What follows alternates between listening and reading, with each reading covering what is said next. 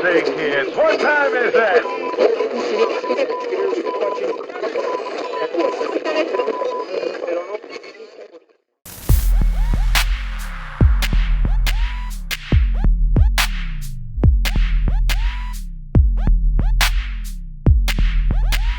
Hey, part And deux. we're back.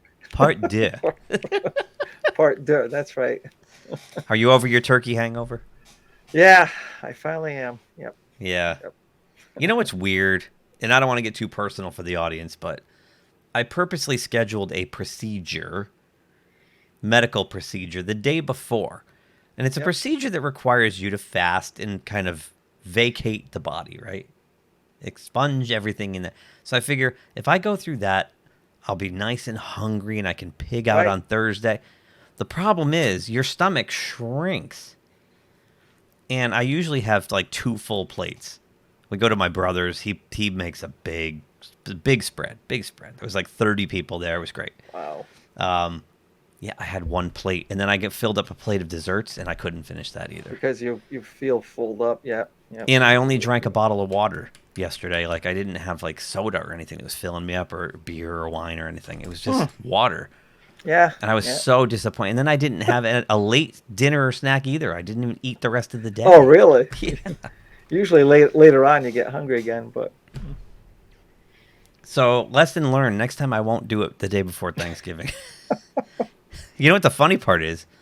It came up in conversation, and it turns out my brother's wife's father, so my brother's father-in-law, was at the same place an hour before me with the same doctor. the same.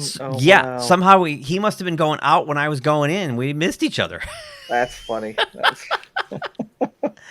Yeah, he goes, hey, I was there yesterday too. I'm like, no way. Like, it was hilarious. Wow. Yeah.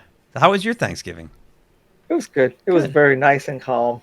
I was just mostly home, and just Amy and Abby went out for a little bit, and then came back and brought me some food, and I stayed home. So and you got to enjoy the games in Oh, peace. exactly. I was very relaxed. Yeah. I wish I could do that on a holiday. I always have to go and please everybody on the planet. Yeah. I kind of like staying home. Yeah, I'm in the car going, up time. I got to go. I got to get to the next plate. I hate that. I just got to learn to say no. Yeah, there you go. I think that's the key. Just say no. So I'm guessing you ate quite a bit. I mean, not for like the whole day. It was kind of like a big meal to one part of it late in the day. Yeah, but I mean, the rest of the day was kind of a light thing. I mean, obviously, I didn't have the procedure you had, but I kind of felt the same way. That it was like it was like one meal, and it was like I felt full for it was kind of strange because I like you, I have this kind of memory of like constantly like on holidays like shoveling food in and like enjoying more and more, but after a little bit it was just like, why do I feel so full? It's like, I don't know. Very weird. Very weird. Yeah. But for me, I mean, it was nice to see like both sides of the family. Everybody was there. It was, it was really awesome. So yeah, felt like old times. So, what'd you do last week? I think you were 9-6, correct? 9-6, yep. Yeah, let me pop that Still up. Not great, but better than the last few weeks, that's for sure. Better than my 8-7. So I drop another game to you. I'm now 4 back again. If we check the tally here, let's see. We got I'm 91-74, and I'm chasing your 95-70. Okay. So look at you, 25 games over 500. Rock and roll. It's awesome. I got to work on that. Yeah. I might have to just pick all the underdogs this week to try to catch up. Yeah, but the picking the underdogs is kind of like that's been a winning formula. We've been doing a lot, and I read this. Someone actually looked it up, and I guess through this past week, the underdogs were like +4 or something, like overall. Oh. Like if you counted up all the underdogs against. Oh. I don't know if it was underdogs or like away team or road teams. Maybe it was road teams, but it was one of those quirky things where you wouldn't expect it, where it was like more. I did hear the road teams were about More 500. road teams won than home team. It's like maybe it was that, but I should. It would be interesting to find out how the underdogs are doing this year. Well, and a lot of times the road team is the underdog. Yeah, because, right. Except in extreme cases, like say Jacksonville at.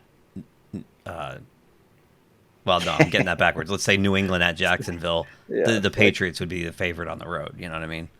But right. Most of the time, it's the other way around. Well, when they had Buffalo at Jacksonville was the underdog by 30 points and won the game. It still won. Crazy. Oh my gosh. Crazy. Can you imagine putting money on that? I don't think anybody would. There would be no payoff on that. It's too easy a bet, right? Yeah. I don't know. Right. That's so. True. Our job here now, because we teased the audience, we gave them our little turkey show with the 3 games from Thursday. We owe them the rest of the bunch. The rest of the week, yep. So, can you believe we're in week 12? Week 12, yep. Unbelievable. There's only 2 teams on a bye. It's the Chiefs and the Cardinals.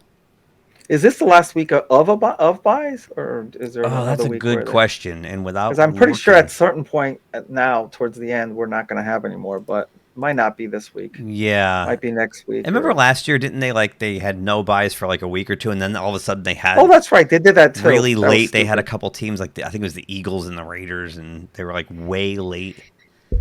Yeah, that was weird. Who knows how they make these schedules? But yeah, usually when we hit December, we get to Saturday football because college football is done with. They're in bowl season, and the buys go away. Generally, you know. And we have the 2 extra weeks this year, which is going to be weird. Wow. Well, no, 1 extra week. It was one 17 week, weeks, 18 weeks. So, yeah. Crazy. Still, wow. I know. And I didn't even realize they did a promo for the Super Bowl last week, and it's like it's right smack dab in the middle of the Olympics.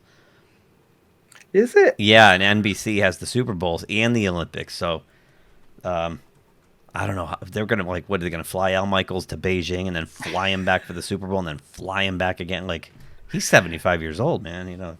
Is this the year where they finally land the Super Bowl smack dab into that President's Day weekend yet, or they didn't do that? Yeah, it's February 13th, I think, this year. I think. Yeah, everybody was always saying, why not just make it that Sunday? That way, a lot of people don't go.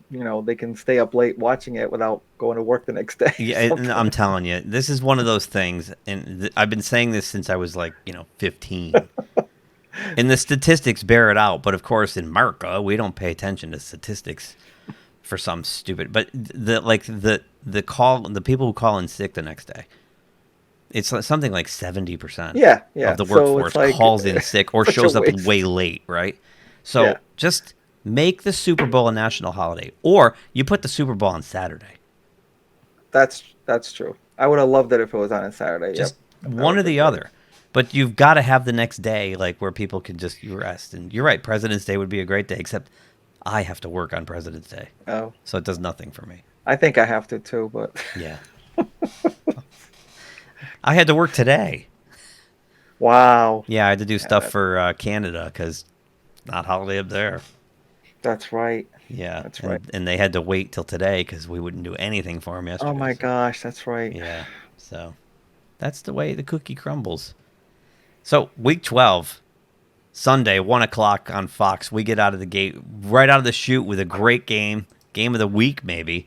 Probably. 7-3 Tampa Bay at 6-5 Indianapolis. A very and a really difficult game right away, right off the bat. I had to go back and forth on this. Same. Because the Colts are probably the hottest team right now, and the Bucks are they ran into a couple of bad games, but then came out. It was against the Giants, but still, they just kind of just took care of business right off the bat. They never even gave them a chance, and it would seem to be a counter, I don't know, logic, I guess. But I think the Bucks are a little bit more. They're better against the run, and for that reason, I'm actually picking them. I know it's kind of weird.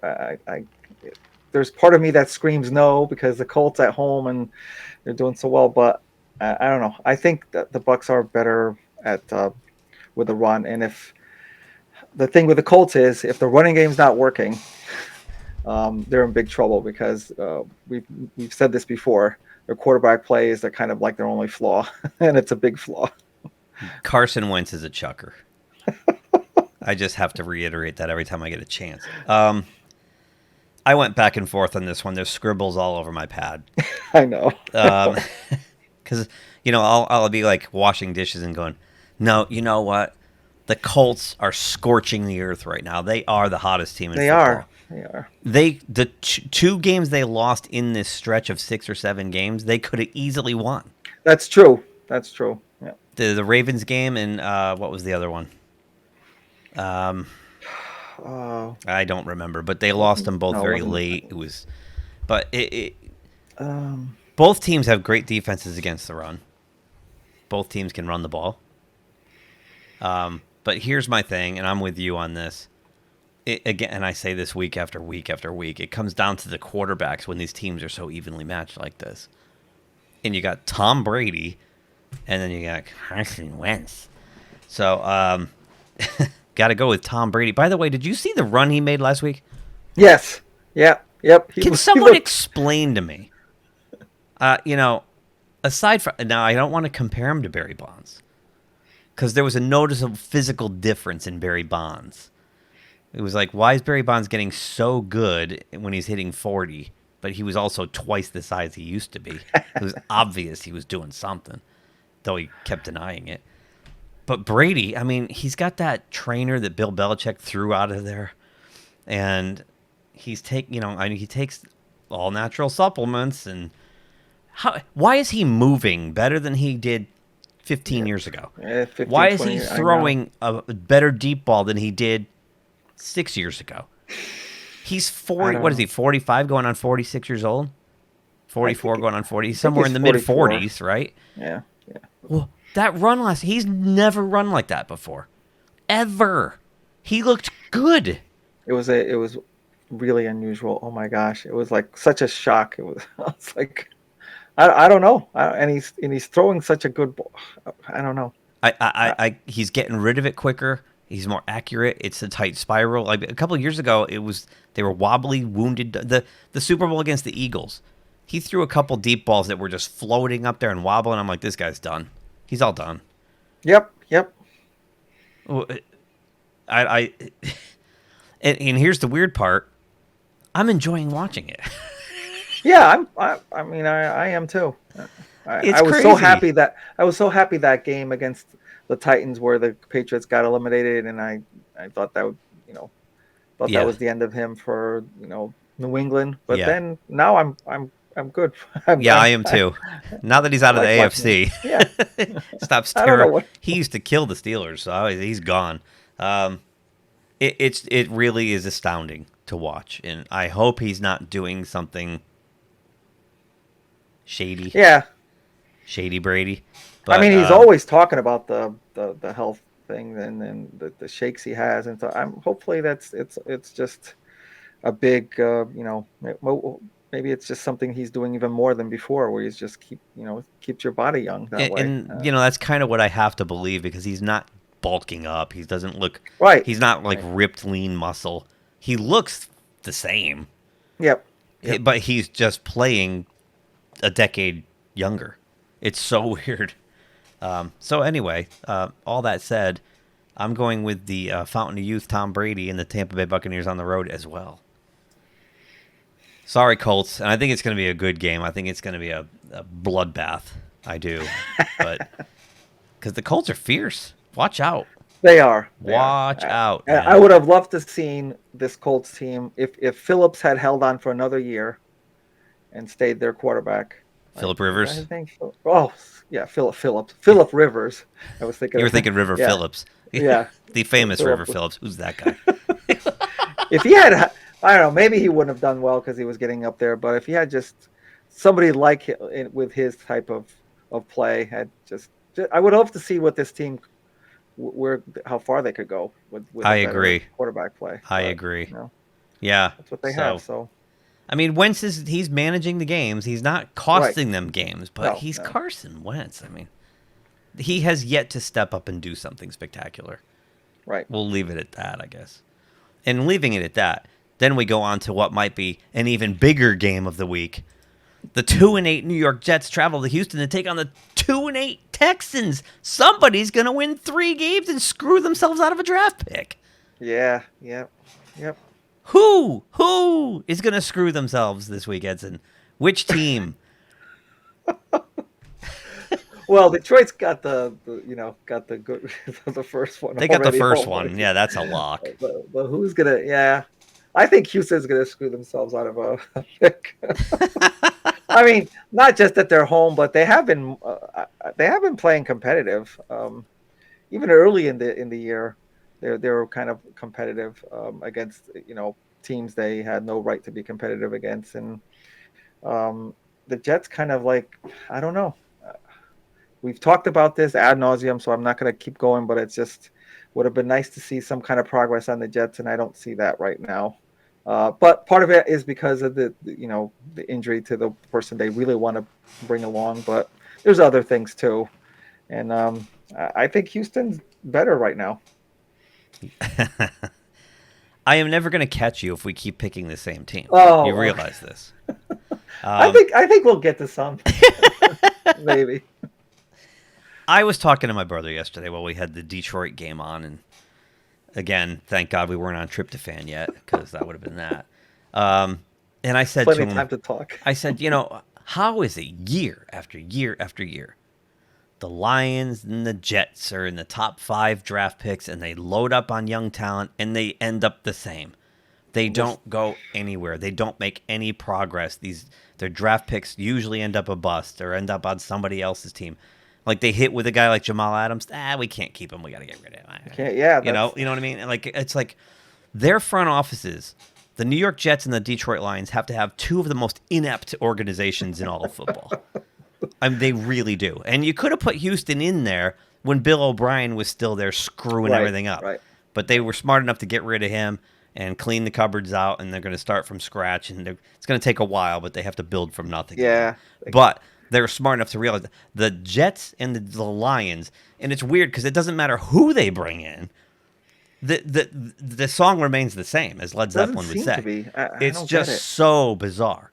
And I think we're looking at, and I know it's very early and it's unfair to judge, but Zach Wilson might be another one in a long line of savior quarterbacks that wash out on this team. I mean, you could go back to Pennington, and it wasn't Pennington's fault. He had the goods, but their offensive line was so bad, he got his shoulder torn up 3 times. Yep. And was a shadow of himself by the time he went to Miami, and then came and stuck it back up their rear ends, which was great. That was the best thing ever. But then they bring in my God, I'm trying to think. They brought in Mark Sanchez. I can't even keep They track bring in oh my God, I mean, there's been so many, and then they had Sam Darnold wash out. Now they got Zach Wilson. I mean, they have all this cap money and stuff. It might behoove the Jets at some point to just say, you know what? Hey, Aaron Rodgers is a free agent. Why don't we just buy him? Yeah, let's try to get somebody that's already. But then they'll just get him killed because they don't have anything around him. And it's just. That said, Zach Wilson's coming back this week. Flacco played. Okay. Flacco played well. Flacco's a seasoned veteran, but again, Flacco showed there's just nothing there. They have 0 running game. Their wide receivers are pedestrian. Aside from who's the Crowder, he's the only good one. Yeah, Crowder. Crowder's the only good receiver. They brought in Corey Davis. The guy's okay. He's okay. It's just amazing because then you look at a team like Cincinnati. They addressed their problems. Yeah. Marvin Lewis, which it took them 13 years to figure that one out, but they finally did. They move on from him. They bring in Zach Taylor. In 2.5 years later, they're challenging for the playoffs. Yeah. They're a good team because they drafted the right people and made the right signings, and they pieced it together very quickly. I don't understand these teams that can't put it back together quickly. I think you'll see Jacksonville put it together quicker than Detroit and the Jets will. Yeah. Yep. And I think you'll see Houston put it together quicker than Detroit and the Jets will. It's I mean, mind-boggling. The NFL, yeah, It's the NFL mind-boggling. is built that way to have teams come back quickly, but for some reason, like you said, The only thing it points to is bad ownership. It's got to be bad ownership yeah, because it they doesn't go matter through that what many- people they hire. The same shit happens over and over again to these teams. Yep. I feel bad for Jets fans, Lions fans. I mean, I feel bad. You got no shot. You know, in July, you've got no shot. The season's over. Like opening day kickoff, that ball goes in the air. You might as well shut the TV off and go That's it. outside. It's over. So, that said, Tyrod Taylor's playing good now that he's back in there. Yep. Not that Mills played badly. Mills had a nice little run, kept him in some games. But then, what happened after, 4 or 5 starts? Mills started to look bad. They got film on him, right? Taylor's a veteran. He's not the most talented guy, but he's a veteran. Yeah, but he's better. And I think I'm with you. I think Houston at home. If this was in the Meadowlands, I might go the other way. But the Jets on the road, I feel like they're almost in quit mode at this point, to be honest with you. I don't know. Yeah, I mean, just to give Jet fans a little bit of a I don't know, Hope. whatever you want, hope. I want to see Salah go through another offseason and another. I'm not willing to give up. He's a good guy. I agree. I'm not saying good guy like he does the right. I'm saying he's got a good football mind. I just want to see that at least one more season and see how they do. Oh, he was in high regard. Yep. There were a lot of teams that wanted him. And I thought the Jets, when they pounced on him, I said that was a great move. That was the Jets actually decision. They went and grabbed him before anybody else could, instead of sitting around and taking whatever table scraps were left. I agree with you. I'd give him 3. Yeah, I give him 3 years, and if you don't see remarkable progress forward, now I'm not talking like playoffs, right? But you should be somewhere around 8-8. Well, 8-9, 9-8 at that point, with an upward trajectory, right? Because they're going to have a ton of draft picks again, and they're at the top. They're going to be at the top of the draft board again. At some point, you've got to get this right. A law of averages dictate if you throw enough shit at the wall, eventually some of it will stick, right? I'm sorry, Jets fans. I feel so bad for you. Next up, 1 o'clock on Fox, the 5-6 Eagles go to the Meadowlands because the Jets aren't there. The Giants are there. Take on the 3-7 New York Giants. Yeah, the Eagles, such a mysterious team. But they, I was just thinking this the other day. The Cowboys better watch it. Because, it's hard to imagine them blowing this, but look at 5-6. That's only like a couple of games from the Cowboys record. I never would have thought, but I don't know. I'm trying to figure out whether they're actually putting it together or are they just playing the right matchups for them. I don't know. Sometimes they blow people away. The next game they get blown away. I don't know what happens with them. I still haven't figured them out. And I know on the Giants side they were improving, but they're always hit by this season. They're hit by injury a lot, but this might provide kind of a difference. I'm gonna go with the Giants here at home. I'm gonna go with the Giants over. One thing that you said maybe like 3 or 4 weeks ago, like I see this as like a pride game for them. I've tried the pride thing with the Giants for a couple of weeks, and it washed out. I know. I'm trying it now. We finally have one different. I'm going with the Eagles. Go. To me, right now, the Eagles are red hot, and they're scoring a ton of points. They are. A ton of points. The Giants they're in, I don't know what they're doing. I thought a few weeks back they were showing improvement. They looked on both sides of the ball to be kind of putting it together and catching a bad break here. They're like, I'm thinking of the Monday night game they had against, was it the Chiefs? Who'd they play on that Monday night? Yeah, it was against the Chiefs. That's right. They were right there. They could have won all that the way game. To the end. Yep. But then last week they, no, and 3-7. They're not going to make a playoff run now. It's over. They basically have to win out to even have a shot. So I'm taking Philadelphia. I think right now they're kind of feeling it. So Eagles, you're right. They do seem to be. Next up, The 5-6 Carolina Panthers travel down to Miami to take on the Dolphins, 4-7 at 1:00 on Fox. Yeah, this is another hard one for me. Yeah, it is. Because both, well, the Dolphins have seemed to have turned around for a couple straight weeks now. I'm not sure if Tua is going to be a great quarterback, but I do see him kind of compensate for a really terrible offensive line with that 3-step drop and getting rid of the ball quick. I mean, I know it doesn't really help you with big plays, but it does keep the drives going. That's how they get some of these long drives. And with the Panthers, they got their best player back playing now. And now I thought they were going to get this shot of, whatever adrenaline from having Newton back, and they might still. It's just I couldn't believe that they lost last week against Washington. But I'm going to go with the Panthers here. In Miami, it's a shame because I don't feel Tua has been given all the cards to play with.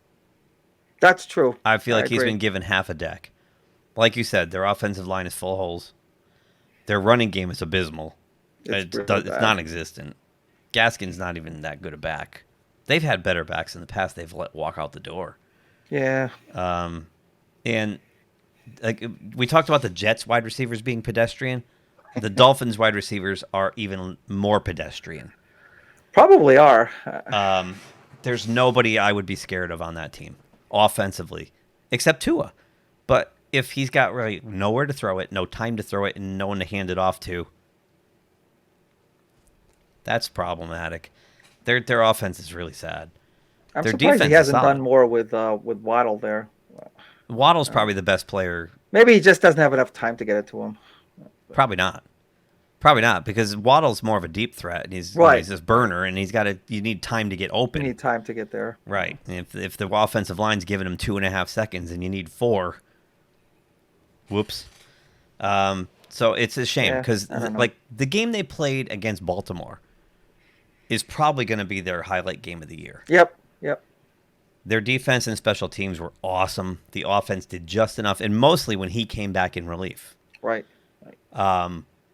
Yeah, it's just a shame. I just feel like he's playing with half an offense. He's like handicapped, and I don't think they have enough. And I don't care. Their defense is solid, but I think Carolina. I mean, last week Newton played really well. He did. He looked like old Cam, and it's that I kept thinking. Remember, I said to you, like, I know he didn't play long with Matt Rule, but he is. It's like going home again. Like it just rejuvenated the guy. Yeah. And they got McCaffrey, and I have a feeling. He's got Moore, and he's got Anderson. I think Carolina can put up too many points for Miami to overcome.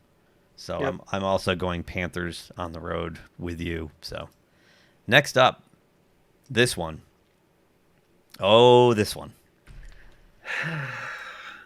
The 8-3 Titans travel up here to Foxborough to take on the 7-4 first place Patriots.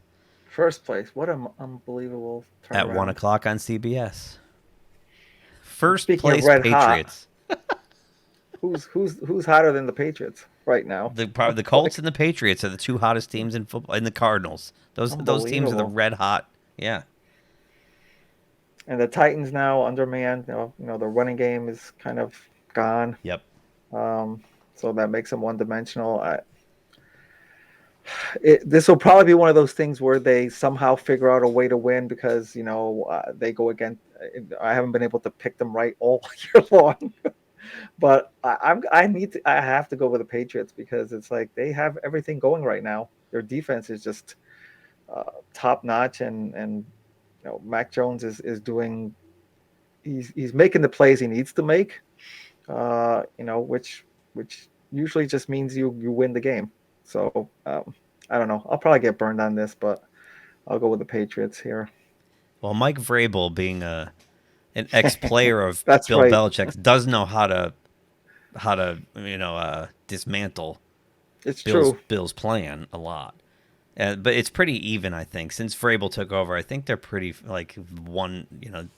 they've knocked each other off once each, I think, or I don't 2-2. I don't. It's pretty even, but it's always big news when somebody takes out Bill Belichick, especially when he had Tom Brady. Yeah. How often do you do this? You're home, you're like cleaning up the house, or you're doing some work, and you have the radio on in the background. You might be listening to sports radio, and someone says something, and you yell, "Yes, yes," to nobody. You're just going, "Yes, that's so right. That's perfect." Have you done that? Yes, I have those moments. I did one of those yesterday. Oh, okay. Getting ready to leave the house, and I had the radio on, and they were talking about the Patriots, and they said, "Doesn't this feel a lot like the 2001 Patriots?" And I went, "Yes! Yes, it does." It does feel like that. It's true. Suffocating defense and a good enough offense and a quarterback who gets the job done without making mistakes. He's not asked to do too much. Just don't make a mistake. Yep. He'll throw for 200, maybe less than 200, but he'll hang 3 touchdowns on you because when they need him to throw the ball, it's down in the red zone. They got a good running game going. Both of those backs are tearing it up. Yep, they are. Yep. Stevenson and Harris. This team, now, this is the weird part. There's 2 teams I grew up hating or couldn't stand around here were the Cowboys and the Patriots, and I am mesmerized by both of these teams, and I love watching them this year because they're both a lot of fun to watch. And I'm just amazed. It's like watching a car crash, like you can't take your eyes off it.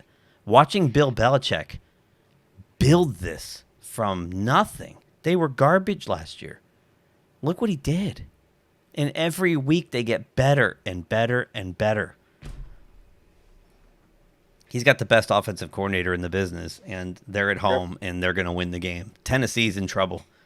And I think we texted each other last week. We thought Tennessee would get one more win because they had Houston last week. They had Houston, and they were going to feel the Derrick Henry ripple. The ripple started last week. We gave them one extra game. I think they're in serious trouble if they don't get him back. So, yeah. Watch out for the Patriots. Holy And Belichick, moly. He had that plan right as soon. Remember that the day the offseason started, he picked up he went on this shopping spree of defensive players. He knew he had to get that defense up to as highest as he could go, so that if whatever quarterback he could get in there, he could slowly get that go. And of course, it's always great when you have somebody like Mac Jones fall into your lap on the draft. That was perfect for him. But whoever it was, he knew that defense had to be good, and he put that together right away, 1 year. And don't forget, last year he had 6 guys opt out for COVID. There is that too. Yep, including his best linebacker. So he didn't have Hightower last year. That's true. And then he goes and gets Van Noy back. And when he got Van Noy back from Miami, and I was like, oh no, oh boy. Yeah, I don't know what the Dolphins were doing. I call him Kyle Van Noying because he's always around the ball. He's totally Van Noying. He's great. They're really good. And remember, back in the old days, he had those linebackers. He had Brewski. He had Vrabel. He had oh God, the guy who went to Cleveland. Isn't it? Is it McGinnis? McGinnis. Willie McGinnis. That's who I was thinking of. Vince Wilfork in the middle. It's looking like that again. And that secondary back then used to pick off balls all over the place. They're doing it again. It looks like he went over to the Xerox thing and he reprinted his 2001 team. Yeah, he definitely had a plan. He spent this time just targeting all the people he wanted, and he did it right off the bat. And then he got lucky when San Francisco passed on Mac Jones. Mac Jones falls right in his lap, the guy that's perfect for the system. Out of the 5 quarterbacks in the draft, the elite quarterbacks that were going to be drafted in the first round, Mac Jones was the only guy who fit the Patriots offense. And he got him. Yep. I remember that day of the draft when it became clear. As soon as it became clear that he was going to falter, I'm like, oh, no. I remember you texting me when the 49ers took Trey Lance. You texted me and said, holy crap, Belichick's getting Mac Jones. Getting him. Oh, my gosh. And I think I couldn't foresee this exactly, but I knew they were going to be good. They go on a decade-long run. Good enough run. to make the playoffs, I thought. Yeah. So He was smart. Look what he put around him. He's insulating his rookie quarterback with really solid players everywhere. And none of them are like, Sports Center highlight film guys, just That's like what it the was. old Patriot teams. Yep. But they work as a unit. They're all good at what they do. And he's got the best coaching staff in football. There's no doubt about it. Absolutely no doubt about it. Then there's a team with an overrated coaching staff on the road this week in Cincinnati. The Steelers at 5-4-1 with their D-list coaching staff. Tomlin excluded. Tomlin's a B-level coach. The rest of them are D. Taking on the 6-4 Bengals, 1:00 CBS. I have to say though that the Steelers, played very well against that Monday night. That was a really good game against the Chargers, and it was probably like, in my opinion, their best game of the year, offensively. Anyways, it looked like. Yeah. I know they had a couple of breaks where they had a short field, but that still, I think it was clear that it was Wasselberger's best game of the year, I thought. But I don't know how much do they have, left. Left, I guess. What the heck happened at the end there, where the offensive line, they had the ball one last time and then forgot what the heck. Oh, they went backwards. They and kept then going Bosa, backwards. The Bosa just barreled two straight sacks, and that was the end of the game. It was like, wow, what the heck? Kind of it kind of makes you wonder that did they let up a little bit? Did they take their foot off the gas, the Chargers? Yeah, I don't know. Because the Steelers' offensive line is so bad that they could have done that all night to them. Yeah, wonder what happened then. I don't know. I think the Chargers thought, hey, we're up by what? What were they up by? 17 points with 10 minutes to go, 11 minutes to go? No, yeah, and there was a couple, the block punt was weird. As soon as the block punt happened, the whole game turned. Yeah. Then they were in a fight. Yeah. Yep. And then when they couldn't when they've been making fourth downs all over the place and they missed on 4th and 1, that was bad. The Eckler play, yeah. Yep. Yeah. So I don't know. It was actually at the very least it was an entertaining game. It was a spirited game. Yeah. It's like sure. the Steelers could have rolled over and died. It was 10 minutes to go and they were down by 3 scores. That's true. Yep. Yep. And you got the Bengals, who definitely up and coming. They have all the young talent. They have a good defense. They have a chance here to, I think probably, they have a chance to sweep for how long has it been since they've gotten a chance to sweep the Steelers? Probably late 80s when the Bengals were good and the Steelers were bad. Right, which might be now. So I'm gonna go with the Bengals. Yeah. When I say Steelers have D-level coaches, I'm specifically targeting the offensive and defensive coordinators. They got these guys. The guy you wanted, didn't he? Didn't you guys get the guy? Matt Canada? Well, we were promised that Matt Canada was this revolutionary guy. He is not. He's a clown. Okay. He's done nothing different than Randy Fichtner did. We could have just kept Randy Fichtner at that point. And everybody in the football world goes, who's Matt Canada? Who's Randy Fichtner? Who's Keith Butler? Yeah. They'll all be working at Family Dollar after this year. Well, they probably don't have to do that. But. No, I'm just joking. They're not good coaches. Yeah, I mean, the Steelers have always had heart and pride. Mike Tomlin likes to say the standard is the standard, and the Rooneys are the Rooneys, and there's a. Yep. The problem is they've gotten too comfortable in Pittsburgh with, hey, we're 500 or better every year, and they don't care about washing out in the playoffs and the championship. As long as we have a winning record, they're hanging their hat on that year after year, and it's not good enough. You're the Pittsburgh Steelers, man.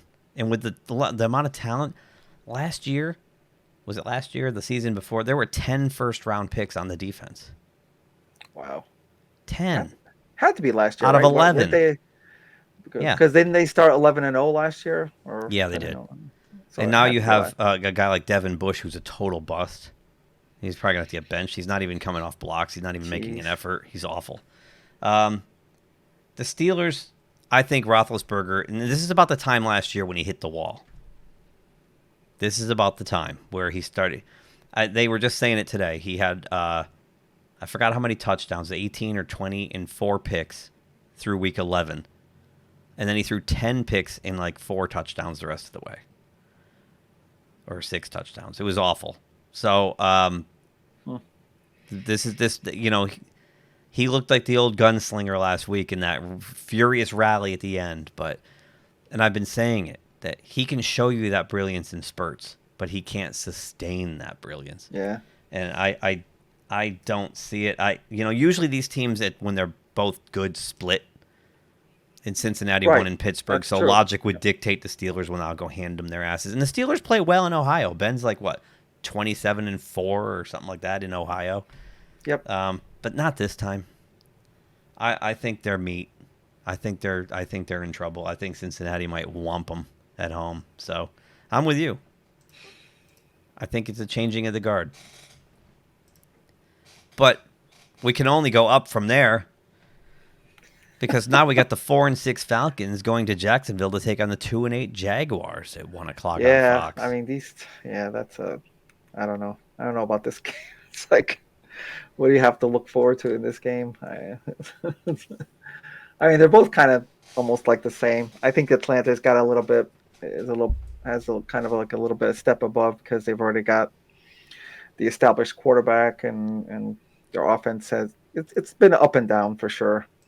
But it certainly has a better capability of scoring, I think, than the Jaguars. So I'm going to go with Atlanta here.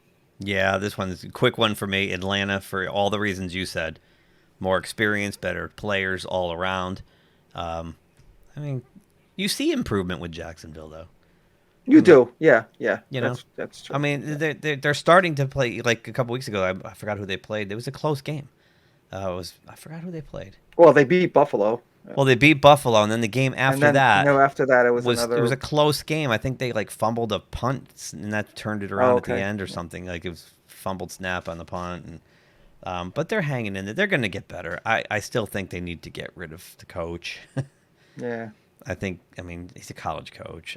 I don't know. Prove me wrong. But yeah, I'm with you. Falcons on the road, because the Falcons have looked good in spurts this year. When they get everything going, they look pretty good. Yep. Next up, the aforementioned Los Angeles Chargers. At 6-4 travel to Denver to take on the Broncos at 5-5. 4:05 p.m. CBS. Yeah, that's a late game. Okay. Yeah, Denver is just I have not been able to figure them out all year long. Never saw this promised great defense that we thought was going to happen. And on offense, I don't know. They're kind of very, very up and down. And the Chargers have been pretty good on offense throughout the whole time. I mean, you got Herbert's been great. He was great last week. In addition to his 300 yards, he also ran for almost 100 yards. Yeah. I mean, that's the first time I saw him kind of do that, where he saw the daylight for it. And I don't know. I don't know about their defense though. Other than kind of Bosa, I don't know. They got to get better on defense, but I think they're good enough on offense to beat Denver though. This game's tough. I didn't know how. It is tough. It's a division, yeah. I didn't know how to look at this. Bosa last week wasn't supposed to play when we recorded the show, and then he ended up playing. So I was shocked at that. I was like, oh, but didn't matter. We both picked the Chargers, but that's true. Yeah, the Denver's weird. The only time their defense looked great all year was against the Cowboys in Dallas. Cowboys, yep. Go figure. I don't know what the heck.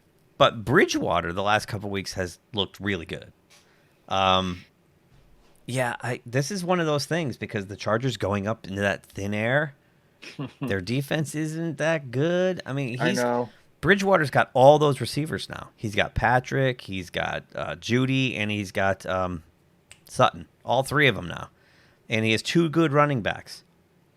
I'm taking Denver at home in the thin air because San Diego, the Chargers, last week didn't look, like you said, they didn't look good on defense, and they kind of looked like last year where they just couldn't hold the lead. They couldn't hold the lead down lead, the stretch. So I don't know. They've been spazzy lately, the Chargers, and I'm going to go with thin air in the Broncos aerial attack. Because I don't think their DBs are going to be able to. They're going to be running all over the place chasing those guys, and they're going to get gassed. So next up, 425. Yeah, and I love how they threw in. I forgot to mention that. I hate it when the networks always throw in that stupid statistic, like when a team is way down and is making a comeback. So they said, "Oh, Pittsburgh being down 17, they're 0 and 230, and watch out." It was like, well, what do you think every other team is when they're down by 17 in the fourth quarter? They're probably probably the same record. Yeah, it was 0 and 240. Now it's 241. It's like you're trying to make it look like it's some kind of, dramatic thing. They're all like that, probably. Exactly. It's like, they have stats for stats now. It's ridiculous. They have to have a stat on everything. Oh, he chewed his gum at 8.6 miles per hour. Next up, 425 on Fox. The other LA team, the Rams. Another terrible game to play. At 7-3, head up to Lambeau Field to play the Packers at 8-3. This was another one that I went back and forth, and the one after this is another one that too many that I went back and forth on a lot. It's like it's hard for me to see the Rams keep losing and the way their defense got run over. Oh my gosh, what happened? It's almost like I think we talked about getting these new players kind of like threw them off, where they had this core group that was working well, and then you've got new players in. It's like doesn't mean it's going to be better. Yeah, they were humming right along, and then boom. Yeah, blew a tire. Would you say subtraction by addition? Yeah. Yeah. It's like, wow. I don't know. And the Packers, I know they've been they have some injuries, and even Rodgers himself is playing with an injury, but somehow inexplicably they figured out how to keep winning. I know last week they lost a heartbreaker in the end, but they somehow figure out how to win. So I'm going to go with them at home. So Aaron Rodgers this week has been putting his toe on full display. Yeah. I have a fractured pinky toe. Let me tell you something, Aaron Rodgers, because I know you're watching. Big fan. I know you are. I have broken and rebroken and rebroken and rebroken and broken and rebroken the same pinky toe on my right foot. Because once they break, you can't heal them right. They heal when the way they heal, and it healed it curls under the other toes now. And if I go down the wrong way, it snaps again, and it hurts like a. That said, it's not going to prevent him from throwing the ball at all. Right. I usually wince and hop around for a minute or two, and then back to business as usual because it's just busted again. So I think they could just wrap it up. I think what he's doing, it's a little like he's doing a drama queen act. Oh, I'm not gonna be able to walk, but I'm gonna go out there and give it my all, and try to lull the Rams into a false sense of security, and then light them up. Because come on, dude. And Aaron Rodgers, he's got a flair for that. Him and Roethlisberger are the biggest drama queens. So, the Rams, they've got to go from. I was just out there 2 weeks ago, and it was 80s, high 80s, low 90s. I think it's actually come down a bit, but still, they're going high 70s, I think, right now. They're going to go to Lambeau Field where it's freezing. Yep, officially freezing, yep. Freezing. And play outside, and I don't think that's going to bode too well for them. So I'm going Green Bay at home, too. But, boy, that's going to be another good game, another slobber knocker. There's 3 or 4 of them this week that you want to be glued to the TV for. Yep. I actually want to watch the Patriots-Tennessee instead of watching the Steelers and the Bengals. Wow. Yeah, because I think it'll be a better game. Yep. Next up, 425 on Fox. This is another tough one. The 5-5 Minnesota Vikings travel up to San Francisco to take on the 5-5 49ers. Yeah, these teams are in almost the same exact place. They've stumbled around for most of this early part of the season, and now they've kind of found their footing, and they're doing exactly what their potential was right now. I mean, Minnesota's one. We've joked about how Minnesota couldn't get out of their own way of winning a close game. Now they've done 2 in a row, and against pretty good opponents. And in the 49ers, same thing. They've, their offense has just done almost nothing almost all season, and now last couple of games they've they found what I thought they would do all season long. I thought this would be like a, I don't know, a 7-3 by now, or 8-2. But so I don't know. This is kind of like in two even teams, and 49ers at home. I'll go with them, although I'm a little bit wary because I don't know. Kirk Cousins seems to have kind of really found his game right now with all that talent around him. Yeah.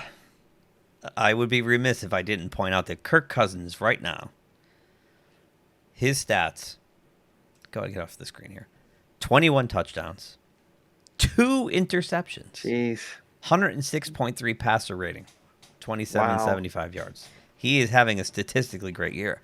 What he wasn't doing until recently was putting together that one big drive at the end of the game. At the end, yep. He wasn't going to He's turned put that the corner game in his hands, yep. I've knocked him for it, so I have to count. Now I've got to call myself out, and I've got to call a spade, and I've got to. He's done it now. I said, do it, Kirk Cousins. He did. And he did. The 49ers, you're right. I mean, both these teams were 3-5. They're both on 2-game winning streaks. The 49ers, though, still are relying, I think, too heavily on Deebo Samuel to do everything. They were running him out of the backfield last week. They're trying to get him the ball constantly. And I think that just narrows down. They don't, for whatever reason, Garoppolo cannot distribute the ball, evenly. He just he goes back to that well. I think they're both hot right now, but Minnesota's a little bit hotter. Mm-hmm. And I know 2 road games in a row. It's going to be tough to win 2 road games in a row. But I feel like you said, Cousins right now is in what they call the zone. Right. Right. The game is slowed down for him. He might fall out of it in a week or 2 and then end up stumbling the rest of the way. Who knows? But right now he is locked in. The team's locked in. Jefferson's playing out of his mind. Cook's running the ball. And I think they have their defenses. Yeah, I guess their defenses are about even. I kind of give the edge to Minnesota's, but outside on grass, it might be raining. Who knows? I'm feeling the Vikings, so I'm taking the Vikings. Yeah, the 49ers, Garoppolo's got to figure out a way to get Kittle a bigger part of the game. I agree. For them to really get. I don't understand why it's always, you see the targets for Deebo Samuel, and then last week, like I said, they were running him out of the backfield. Yeah, it's like it's the Deebo Samuel show. So line him up at quarterback. Run the Wildcat all day. Next up, the Sunday night game, another doozy, another 8:20 on NBC, and I think it's Mike Tirico and Drew Brees again.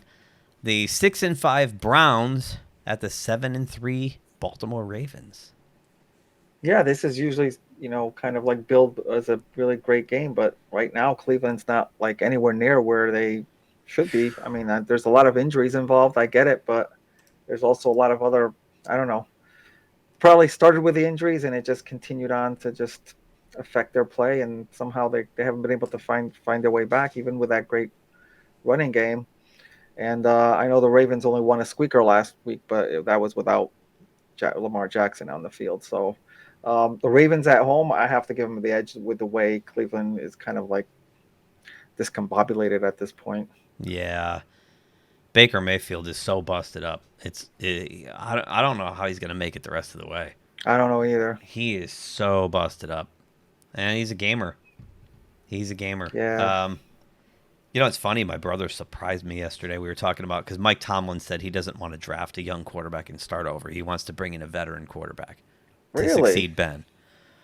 And my brother, the first thing out of his mouth, he said, Mayfield's contract's up. I'd love Mayfield. And I was like, wow, I didn't think you liked him that much. He goes, he's not the most talented guy, but I love what he's got right here. Right. And in our system, with that kind of heart, he could take the team to a championship because the parts are around him. And I was like, wow, I'm all with you. I love Baker Mayfield. That's right. I forgot about that. He's not the most talented quarterback, and he's a little small, but he's got heart. That he's a baller, man. So anyway, you're exactly right. Jackson's done with his flu or whatever he had, which is a kind of a bummer because remember last year we had the Cleveland-Baltimore Monday night game when Lamar had the poop problem. We could have got a replay of that. Maybe we will. Maybe we will. Maybe he's not quite over it. Yeah, right. Oh, man. Poor Lamar. I felt so bad for him when he was doing that duck waddle down the hallway. Yeah. So, I think Jackson's going to just go nuts on this Cleveland team at home. And, I hope it's a game like it was. That was a great game last year, but it was a shootout. That was a fun game. And maybe we'll get that again. Either way, Ravens are going to win the game in the end. So I'm with you on that. You were going to say something, by the way? No, that was it. I really, like, earlier part of the season, I would have looked at this game and said, this is going to be one of those classics like it was last year. And I don't know. I think it'll still be an entertaining game because okay. There's vitriol on both. There's disdain for each other. It's a division game. The Browns are desperate. They have to keep winning. Yeah. This is a do or die for them. Do or die for them. So I think the Browns are going to give it their all. They still have Myles Garrett. We'll see. As Chris Berman likes to say, that's why they play the games. Right? Yep. And last but not least, Monday night, 8:15 ESPN. I got the graphic right this week. The 3-7 Stinkhawks travel down to Washington to take on the 4-6 football team. Yeah, speaking of do or die, I thought last week the Seahawks were facing a do or die, and they kind of just, what the heck? It was wilted. Like they were never there. It was like they didn't show up. You had a perfect opportunity against a division game against a team that did the thing that we talked about. We talked about how Arizona hopefully was going to be smart enough to keep Kyler Murray out for another week so he could come back, fully, recovering from his injuries, and they did, but that didn't matter. They still didn't lose the game because what happened? I mean, Russell Wilson, all you hear is about how he's going to come back and he's going to be good as new and he's going to, do all this stuff, and it's like, I mean, are the Arizona Cardinals defense that great? I mean, I think they're good, but there's something really wrong with that Seahawks offense. I mean, there's something wrong with the defense as well, but that's been going on for a good while now. But the offense, what? I don't know. Was last week the one where they got shut out, or the week? I thought they got week shut before out against the Packers. The week before they got shut out, and last week they never even didn't do much better either. They get so 2 field goals, 3. Yeah, it's inexplicable to me how they could.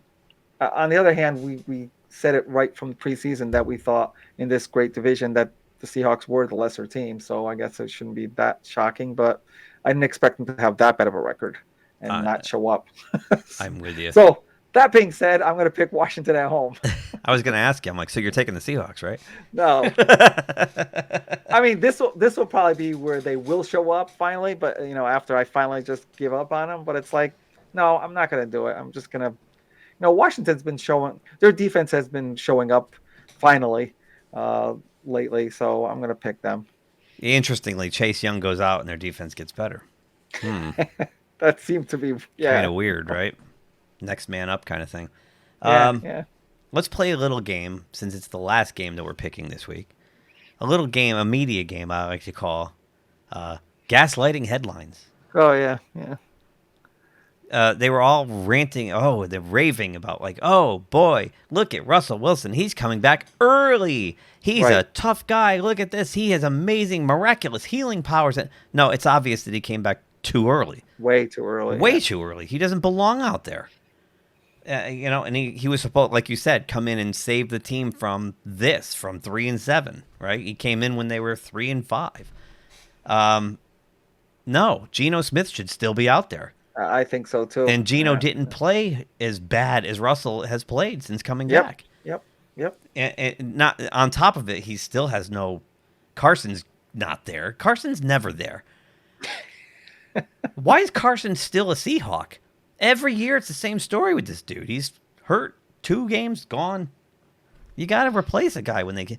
The Steelers cut James Conner for the same reason. If he's not on the field, what good is he on the roster? And he's a great back, but man, oh man. So he's losing. He's still got the good receivers, but this Seahawks team is barely a resemblance of what it used to be. I mean, like you said, we've watched the defense lose pieces year after year after year, and now they're nothing. They have Jamal Adams and not a whole lot. And then that's it. So, and when you're using your safety to blitz the passer all the time, like he's the pass rush, you have to use your safety to do That it. is it. Yep. So now you're exposing your secondary because you have to take your safety because you can't get pressure on the quarterback with your line and linebackers. That's pretty sad. Yep. So, yeah, I have a feeling this is the end of the run for Seattle. This is the end. This goes back to the Mike Holmgren years. This is the end of the run. Wilson wants out. He's a free agent next year. They're not going to let him walk away. They're going to try to trade him this year and get something back. I think when he goes, Carroll just resigns. Carroll's, 70-something years old? Yeah. It's time. They had a remarkable run. Great team. They should have won 2 Super Bowls with Pete Carroll instead of 1. Right. And they should have won one with Mike Holmgren, even though I'm a Steelers fan. They got totally jobbed in that game. That was horrible. That said, shifting over to the Washington side of the ball, they're looking like the team we thought they were going to be. Finally, yep. Heineke, I love how Heineke like, plays like Brett Favre. That guy is just so reckless. He throws caution to the wind, and, man, he's just – talk about a riverboat gambler, right? Yeah, I just love how he freelances out there and he just makes stuff happen. He's having fun. He kind of has, that movie's coming out about Kurt Warner. It's almost not that he was bagging groceries, Heineke, but it's almost kind of the same. I could see this, like if he keeps on the trajectory he's on and becomes like a household name, a solid NFL quarterback. He'll never be what Kurt Warner was. But it's that same kind of thing. This guy comes out of nowhere. He had to start in the playoff game because they had nobody else. And now, look at him. They're winning with him.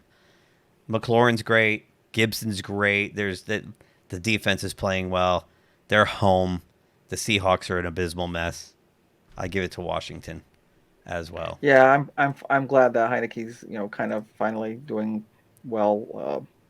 Because I started being a big fan of his during last year. During the wild card game, me too. Wild card game, and I was like, and I remember saying back then, I hope he gets a chance to start. Not that I want any injuries to happen. I would just hope that he could have got a chance to compete for the job. And well, luckily they're well coached. Ron Rivera is a smart guy and also recognized what everybody else saw. Yeah. And gave him that fair shot, and he took advantage of it. And he got it. Yep. Yeah, he took advantage of it. Let's see what happens from here on in. Yeah. Why is it all of a sudden the NFC East is starting to get a little bit more interesting? We'll have to Not talk just about a one-team thing. Yeah, we'll talk about the Thanksgiving games when we do week 13. But holy moly, it's tightening up everywhere. But that's what makes it good. That's true. That is what makes it good. Yeah. So, in fact, before we go, I forgot about this. We have to do our. We got to look at the. The playoff thing. The playoff picture here. Which changes all the time. Yeah, no, it's kind of handicapped this week because we've had 3 games already. Yeah, I know. And a couple of them are playoff bubble teams. So let me just get this loaded up here. Come on, playoff picture. It's thinking. Come on, you can do it. It's all like ghosted out and. All right, I'll just bring it up anyway while it's trying to figure out what it's doing here. Dun dun dun. See what it's doing? Oh, okay. Yeah. Come on. All